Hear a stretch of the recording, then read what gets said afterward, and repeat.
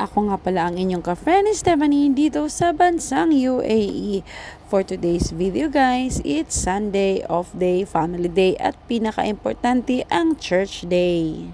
Wala na kaming video papunta sa church dahil nagmamadali na kami dahil ang timing namin ay 5 a.m. to 7 a.m. Kaya ayaw naming malate dahil only 2 hours lang naman ang simba namin. Alam nyo guys, bilang OFW mami, hindi man perfect ang buhay natin at hindi rin laging kumpleto ang mga araw na magkakasama ang pamilya.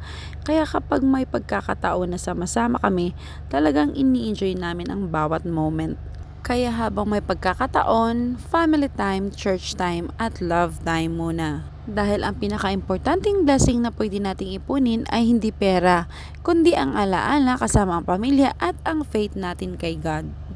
Ito ang OFW Mami, pagod sa trabaho pero happy family. So tara guys, samahan nyo kami sa aming Sunday Family Day. Maraming salamat po.